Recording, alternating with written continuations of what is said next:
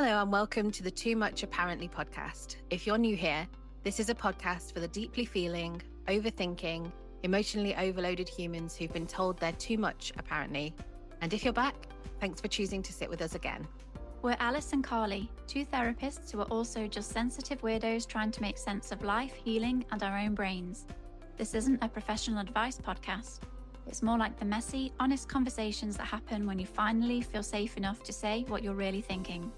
This space is for people like us, the ones who've been called too sensitive, too serious, too emotional, too intense, and have spent way too long believing that it's true. Okay, on with the episode.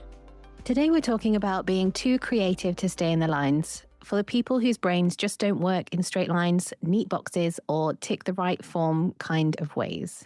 Yes, this one's for the non-linear thinkers, the ones who see patterns instead of steps, ideas instead of instructions, and possibilities where other people see rules. We're talking about what it's like to move through rigid systems, work, education, institutions, when your natural way of thinking is exploratory, intuitive, or creative. And how being curious, imaginative, or a bit rebellious often gets labelled as difficult, unfocused, or non-compliant, rather than what it actually is. We'll talk about the psychology of creativity, why conformity is rewarded, and how to survive or gently resist systems that weren't built with you in mind. Let's get into it.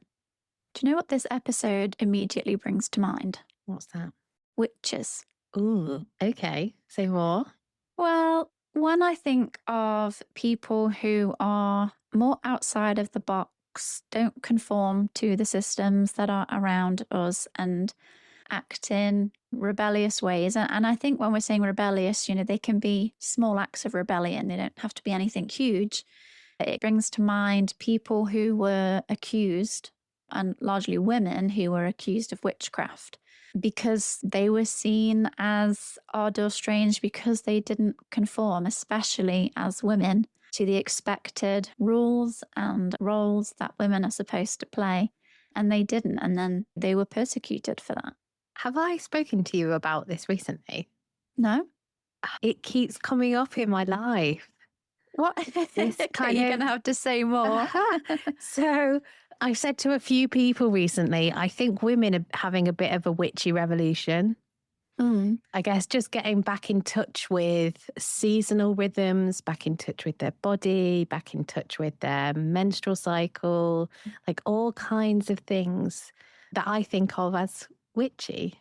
Not like, I think there is also a bit of a revolution. I see on social media actually more content about witches and spells and things like that. But that's not quite how I mean it. I think there's something about what it's rooted in and also the oppression of witches who were probably just women who deeply understood natural rhythms.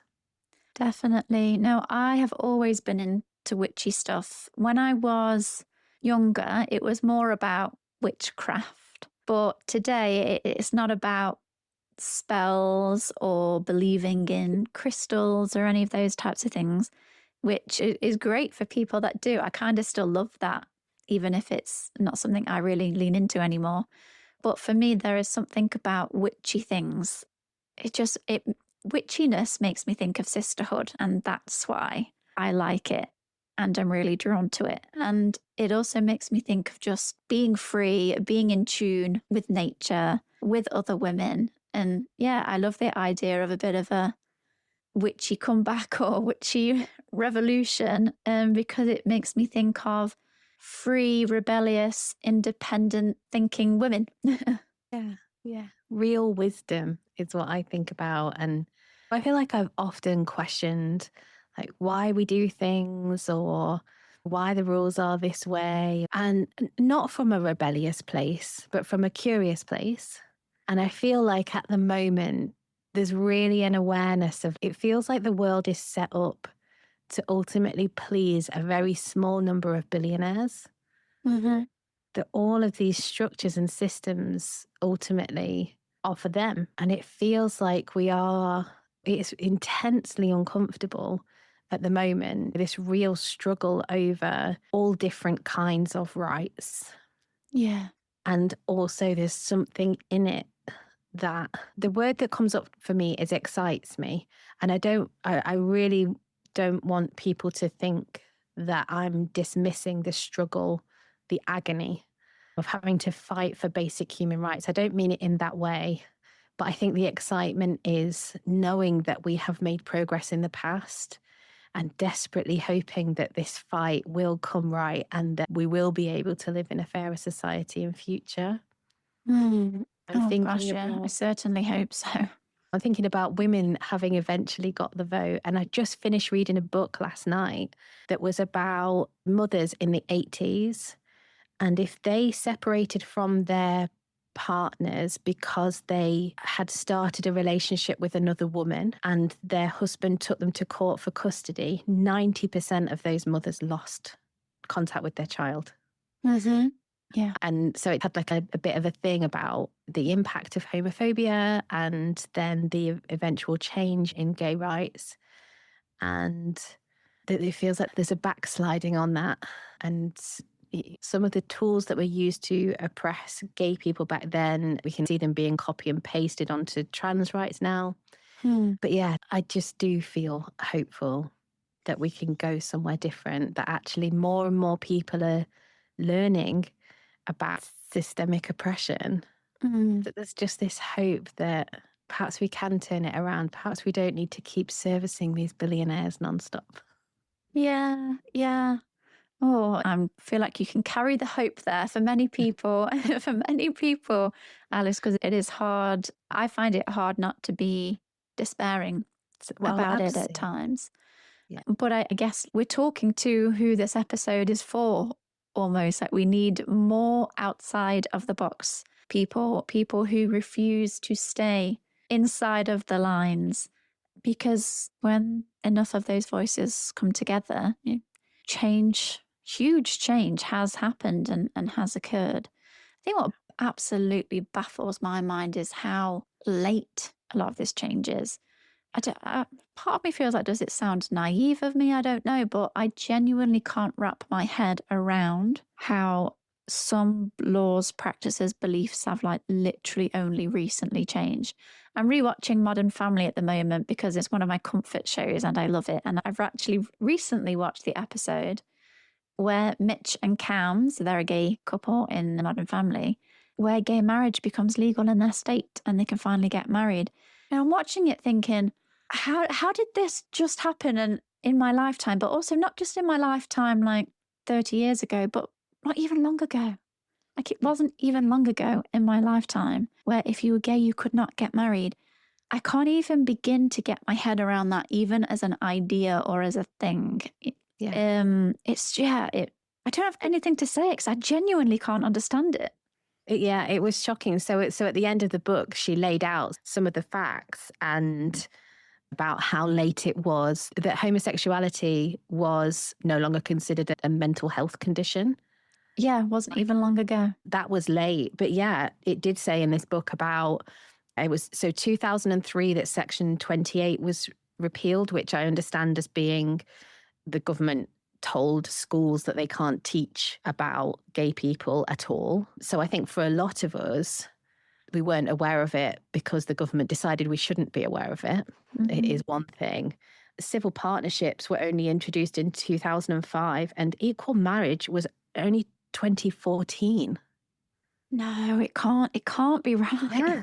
This is what I mean. Yeah. That it can't be right. Yeah. And legal access to IVF for same sex couples, that was only 2009. But yeah, I can't. Yeah. It makes me think of violence within marriage, such as marital rape. The law on that, it only became illegal to rape your wife in 1993. And also at the moment, we're getting lots of the Epstein files coming out. Yes. And what some of that is really making me think about is how normal and acceptable it was to abuse girls and young women. Didn't you have topless girls on in the Sun that were 16? Have I made that up? Did they have to be 18? I feel like they had to be 16. But Oh, I don't know about that one. I just think it was normal. When I think back to being a young woman, and one of my managers at work one day was looking at something in a magazine and it was some kind of cosplay thing, but it was a very revealing costume very revealing costume of the busty woman. And we were just sat eating our lunch and he just showed me the picture and went, oh, I'd like to see you in something like this. Oh. You wouldn't be able to do that anymore. I'd like to think you wouldn't be able to do that anymore. But it never even occurred to me to tell anyone because it was just something that happened. It was just how men were. It was sadly just the norm. That was our experience. Yeah. I can't imagine nowadays a parent sat at the breakfast table reading a newspaper with a naked woman on page 3. Like, just why? Why in the newspaper? I don't understand. I feel I'm going to say this a lot this episode. I don't understand. But I feel like that's part of it because there are so many things that we have done or that were just normal, and so many things that happen today that are just the way that they are, that just make zero sense to me whatsoever. And when you can see a better way of doing things, and I kind of say that with some trepidation because I'm not saying that, I should be Queen Carly and be put in charge of everything. But when you can see a better way that's more compassionate, more with human rights, and that actually serves the people, when you can see that those ways could exist, it's very, very hard for my brain to wrap its head around. But like, why is it not like that then? Why don't we just change that then? Yeah. Yeah. And I'm totally with you on that. Like, why is it like that? And just feeling like kind of mind blown about it all. And, I guess some of this, I'll speak for myself, it is naivety and is being fairly protected and privileged in some ways that actually I haven't had to learn about this. But I guess ultimately what we're talking about is power, is who holds power in institutions, organizations, governments, etc. And I really resist the idea of being a rebel. Okay. I really resist the idea of being a rebel because I don't think it is rebellious to want a world where people are afforded basic respect. I don't think that is rebellious. I think it's almost problematic for the people who are arguing for basic human respect to be considered rebels. Oh, yeah, it absolutely is. But I think anyone who challenges authority, and if authority has said this is the way it is, and then you're challenging the way it is, you are going to be positioned as rebel. And I'm just going to rebel against that. So you are the rebel.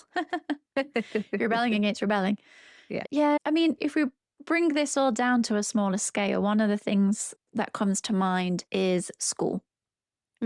And one of the first experiences that we have of hierarchies and authority, and being told you inherently have to respect your elders and the people at school, and the children who comply with all of that, and the ones who don't, and the ones who don't typically rebel, naughty, all of those things. But it's like, when you hear of children who have been told off for correcting the teacher, but the child is right, and they get into trouble for it. How or why on earth would that be a thing? Why would that child not be praised and encouraged to do that? But I'm going to get on my sort of conspiracy soapbox, but they don't want us to learn how to question authority. They want us to just accept kind of what we're being told. But if you're a child at school who challenges, why do I have to respect you, but you don't always show respect back to me? Or why are you allowed to do that as a teacher, but I'm not as the student? Why can I not correct you? Or have you seen sometimes those posts that go around on social media where it's been like a test question and a child's put like a really clever answer that's not actually the answer, but it's really clever, and there's usually some snarky teacher comment next to it. You never know if they're real or not, but they still really make me laugh because I just think surely you would award that level of outside of the box thinking and creativity. Yeah, but it's just not, is it? And Michael Rosen's got a brilliant poem, I think it's a poem, about it. And he talks about that. He talks about, you are taught as a child in school for the purpose of passing the test. So when the test says what grows on trees and the answer is leaves, if you write apples, you're wrong. Mm. And I think it is that kind of thing. And I think you're right. And part of me is like, I can kind of understand it from a social cohesion perspective of, I'm just thinking about the poor teachers. Like if critical thinking was amped right up, just all these teenagers asking questions all over the place and pulling apart the meaning of life and all of our social structures, it would be chaos. So I can understand it to some extent. And also, I think we've lost our way. I think a lot of it goes a little bit back to what we were talking about in the last episode about self-awareness and thinking about people defending against things that they don't want to know about themselves. So I think sometimes it can take a certain kind of person. I think it's almost, I don't know if this is factual, but I think like there's a higher rate of narcissists among CEOs. Does that sound about right to you? Yep, certainly heard that. And psychopathy. Yeah. So there's going to be a type of people that go for these powerful positions, probably because they're not crippled with self-doubt. And therefore, you're going to come up against, they're not open to challenge, they're not open to change. They just want things done their way and often in a way that benefits them rather than the whole system. Mm. Mm. Yeah. Well, yeah, you're always going to get certain people drawn to roles that contain power. And I think the ones who seek power for more, less selfish reasons are usually pushed out of those jobs or don't end up really getting them. Yeah. But I guess when we're thinking about outside of the box thinking and non-linear thinking, there are terms that I've come across in the past where I've had to be like, oh, what does that mean? But once learning about it, definitely recognize that I think in that way. My mind definitely isn't non-linear, and I can see where other people's is quite linear from one step to the next to the next. But I definitely understand my thinking is kind of shooting off in lots of different directions. I certainly observe you doing the same, where it's suddenly like there are several threads and we're trying to pull on all of them and bring them all. Which one do I go down and bring them all together rather than, oh, that's made me think of this one thing and this one thing and this one thing, which I think is why we can end up on tangents because there are just several thoughts going on at the same time. So I definitely relate to non-linear thinking. And also, rather than thinking in steps, I know I think in larger systems as well. I'm a very visual thinker, and I tend to have my thoughts tend to be quite big ideas and very detailed. Big ideas and very detailed. And yeah, I guess when I compare that to how I know other people around me do things, I do recognize a difference. So that feels like both ends of the spectrum. So like the kind of overarching big idea and then also lots of detail within that. And I think sometimes I feel like people tend to get put in one box or the other. Yeah. Yeah. Well, I think it's more that I have really big thoughts and really big ideas, but I'm a details person. I think that's what leads to all the rabbit holes. Yeah. And again, I think if you are an outside of the box thinker, you are more likely to find yourself going down all of those different kind of rabbit holes. And I think when you think that way, you do end up finding yourself with lots of different perspectives, and it aids being able to be a critical thinker. Yeah. Yeah. It's taking me back to the why questioning and what you said on the last episode about never growing out of that why stage. And I've not really thought of myself kind of in those terms, but I can see myself in them. And like my eldest daughter, I can really see that need to know why. Like, why is it like this? Why is the rule like this? Like, why am I being asked to do this?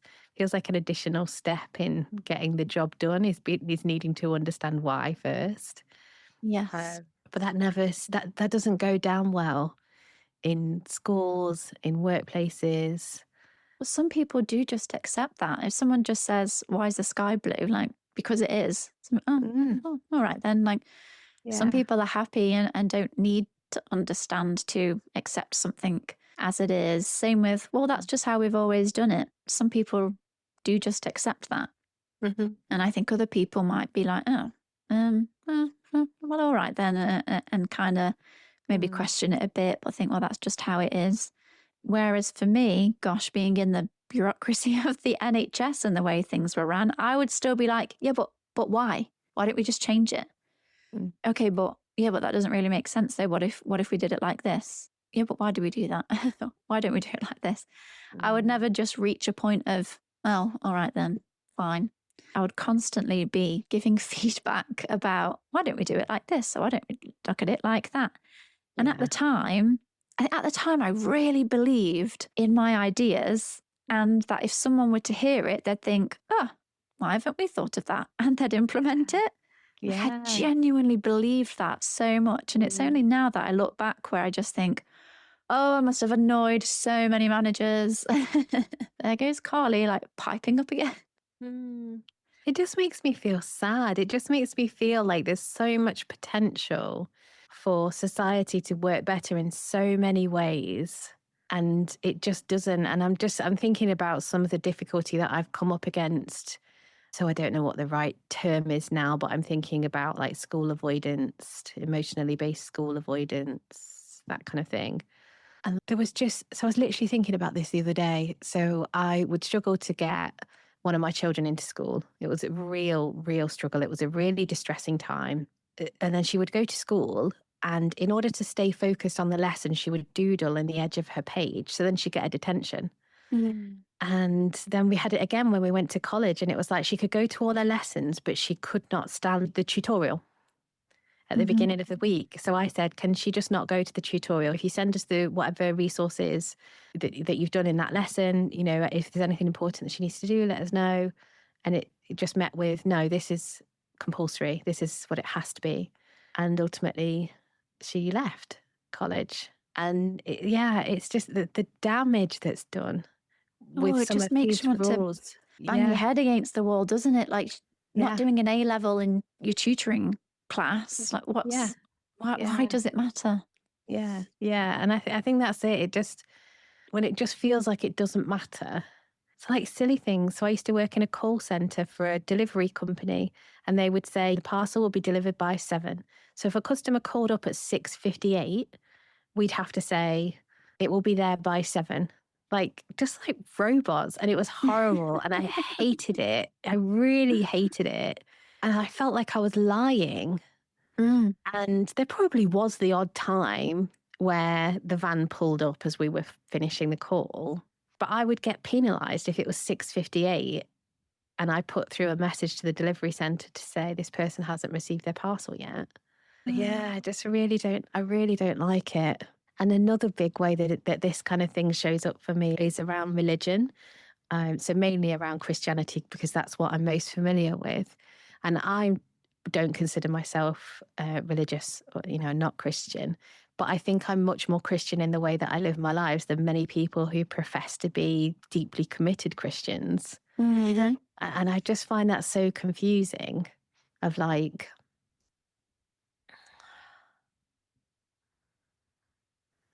they hand down these rules, like they use the Bible to justify why things have to be the way that they say that they should be. But like, if Jesus turned up on their doorstep, they'd send him away, Mm. you know? They'd say he was an immigrant and send him away. And you can't then claim to be a Christian. That's not how it works. Yeah. It is how it works, but it shouldn't be. No, that's not how it's supposed to work. Yeah. Yeah, well, I Yeah. think religious institutions are a good example of this. And if you don't, Mm, I guess with any institution, mm, if you don't conform, mm, I think you're ousted. You're ousted out. mm, People want people to conform. mm, But the truth of the matter is, they try and tell you differently.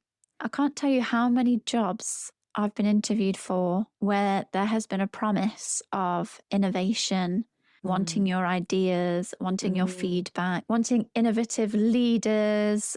And I'm like, great, finally, someone that wants to hear what I've got to say and is going to do something about it. And they talk the talk. They say that's what they want. But then when you actually get in the job and you do it, it's not what mm. they want at all. Yeah, and I'm thinking this even happens with therapy training institutions. This also happens with therapy membership organizations. I have to force myself to respond to those surveys because it's important to have a voice. But the entire time I'm filling it out, I just feel like they're not going to change anything. They're not going to do Mm, anything different. They're just going to do what suits them and pick and choose the feedback to fit. That's a very cynical viewpoint, isn't it? But I guess that goes back to what we were saying before about like hope and despair. mm, That I like the hoping in me feels a bit like a rebellious act sometimes. okay. Um, Yeah. and yeah, like to give in to the despair feels like giving in to the propaganda in a way Mm, in some to some extent. So yeah, I will make myself speak up about things. yeah. But then if you are someone who rejects conformity and just complying, you do have to, yeah, you're then left with the consequences of that. And Yeah, there are consequences of that.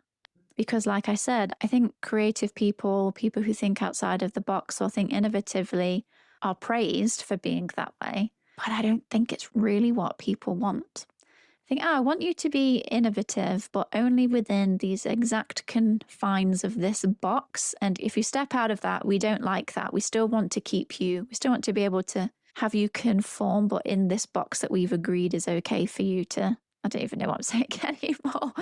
well, it feels like you're searching for a word, and I feel like there are so many words. Like if you don't conform, you're bad, you're wrong, you're rebellious, you're unhelpful, you're a troublemaker, you're a problem. There's so many words that can fit in there. And I think you touched on a really important point about the cost of being this way. That and, Yeah. and it can feel like a no-win sometimes because to suppress it, I think can be psychologically damaging. Mm. To just try and pretend that you don't have these thoughts, that you don't feel this way, that you don't notice various injustices happening, that actually it can be psychologically damaging. But also, if you do speak up, you can lose your job, you can get kicked out of school, you can be excluded from any kind of community that you're part of. Even if you do perform like the values that this institution says that they value. Yeah. Well, this is going to sound so cynical, but I think organizations talk about publicly what their values are, but I think that's often for show. Like not always. I have to be careful here of not being a bit too all or nothing. I do think companies might pick values they genuinely believe in and want to strive towards, but I also think people pick the values that look good. Yeah, I don't even know what Amazon's values are, but they're not going to put our top value is greed, profit over people. That's not what they're going to Yeah. say their values are. Yeah. So I think even if you agree with like someone's values, it doesn't mean they're practicing those values, or it Yeah. doesn't mean they stick with those values if they start to take away from profit. Then it might be a Yeah. very different picture. And that might be hard for those of us who take people at their word. I think that's what I've found hard when I've been interviewed and I've been told that you've got opportunities to do this or we want this from you. And it's like, okay, I take that now as fact, as your Mhm. word.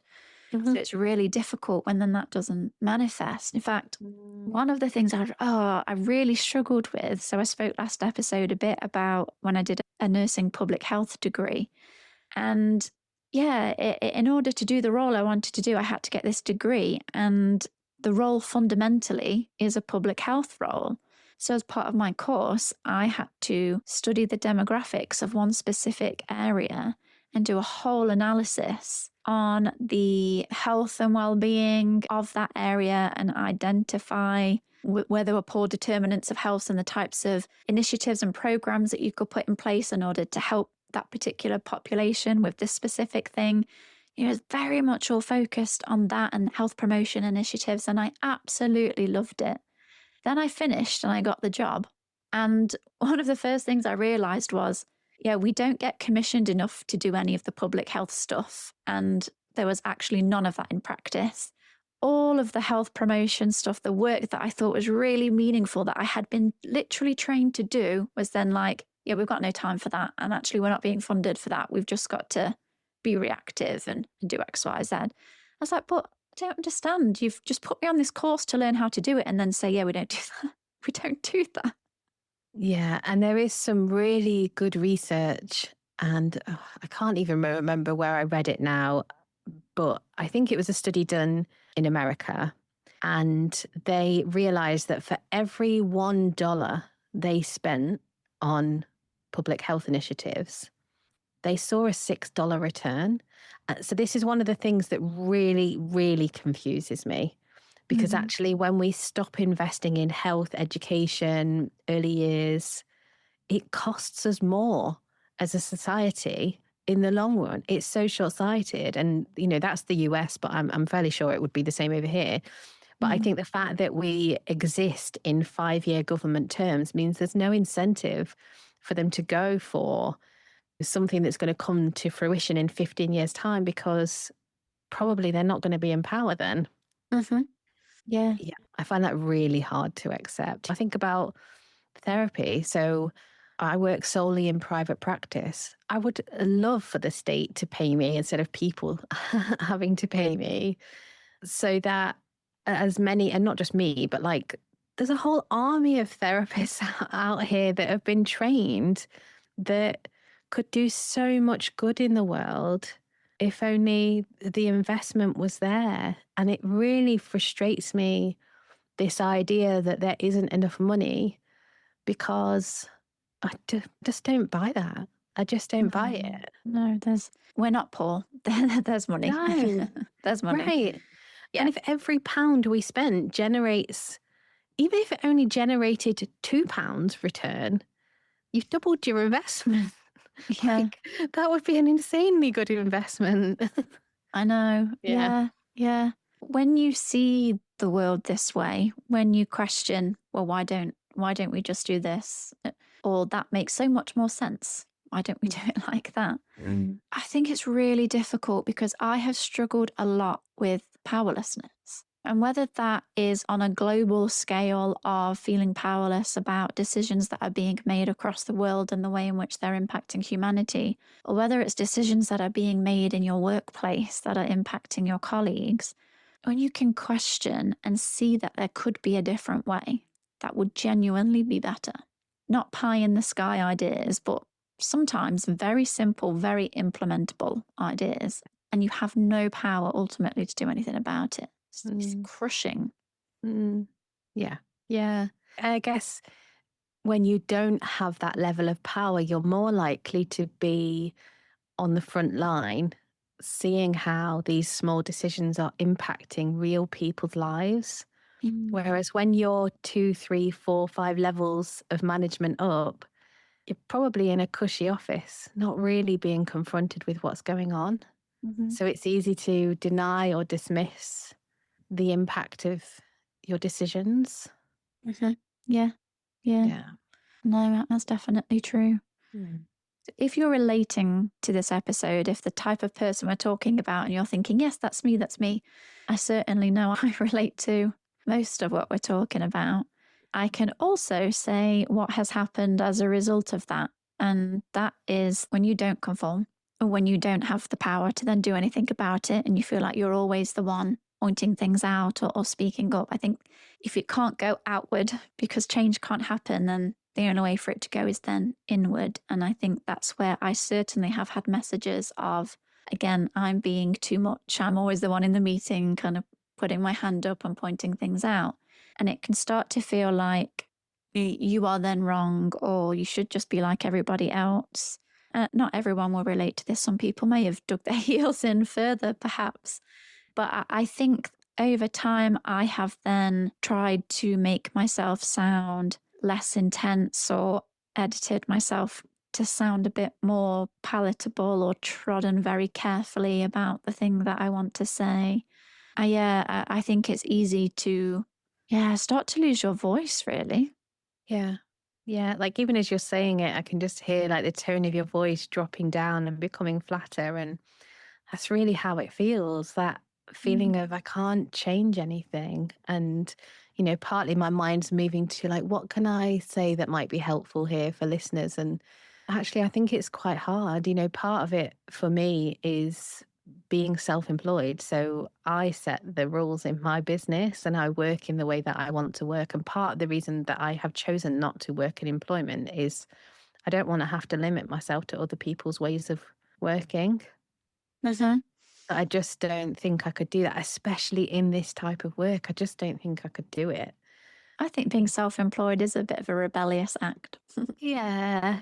And also I know that that isn't the only solution for society, because if everybody was self-employed, if everybody as a therapist was charging a fee that makes being a therapist actually sustainable, so many people would not have access to therapy. So I'm also Mhm. extremely grateful to people that do work in charities and in organizations where people can access therapy for free and for very low cost. Yeah, I guess this is another one of those things where there is no easy answer, as again, just wanting to be able to say, right, well, for all of these areas of systemic oppression, here's your ABC tick list of what to do. And there isn't one. Vote. Vote for people that best represent your interests. Vote in local elections, vote in general elections, you know, be as engaged as you can. And I think there is a balance, as there is with any kind of social change, between pushing for change and looking after yourself. Hmm. That if you're constantly pushing yourself, you're probably going to burn out, probably going to become quite depressed and demoralized. So you're going to have to insert some frolicking in. Oh, you do love to use that word. Yeah. Yeah, and if anybody hasn't heard me say that word on these episodes before, but maybe listen to some other episodes. I'm not wholly being flippant there. Yeah, Yeah, I try to remind myself that when I'm thinking that it's hard to be this way in the world, a sense of powerlessness can accompany it, or oh, nothing's really ever going to change. I do stop and I do remind myself that history does show again and again that progress does come from those who questioned the rules, questioned the norms, questioned authority, and just kept going, just banging that drum.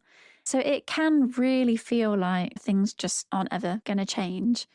But I think it's important to remember that all of the significant change that we have today has come from voices like ours, like yours, if you're relating to this episode. And we have to take care of ourselves and we might have to take breaks. yeah, But we can also keep on going, because what would happen if everybody who does not conform and who thinks outside of the box just decided to stop? yeah, yeah, yeah. Really, really important points. Really important points. Well, what are some of the ways we can more quietly rebel? So there's the rebelling, this idea of rebelling on a big stage with where we're tackling systems of oppression, which is obviously pretty large. But I think that there are lots of quieter or micro moments of non-conformity or rebellion that maybe help us live inside of the rigid world that we live in. It's kind of making me think of some of the ways that I might do that. But you already kind of mentioned like self employment a bit in terms of not having anybody as such to kind of answer to. Yeah. Are there any other ways you live your life that feel like a quiet rebellion to the way people you're told you're supposed to be? Yeah, yeah, definitely. So I think self-employment feels like a massive one, actually. It's a huge undertaking to be self-employed, and especially as a therapist. I think my immediate family structure is one. And actually, sometimes this can feel uncomfortable for me when I'm talking with other women or other mothers, because there's loads of discussion around, be it like lazy husbands who don't pull their weight and things like that. And so I've been married twice. I'm currently married. Purposely, part of my decision is this a hands on father? So, that's absolutely one of the ways. Encouraging mothers to rest and women to rest in general, and mothers particularly to rest, feels like a rebellion, to not be the one who has to do everything all of the time. That actually, as mothers, it's important for us to teach our sons and daughters that mum's not going to do everything. Mum needs to have her own life. Mum is her own person. I think there's things like that as well. They're the first couple of things that come to mind. How about for you? Yeah, no, I loved listening to those.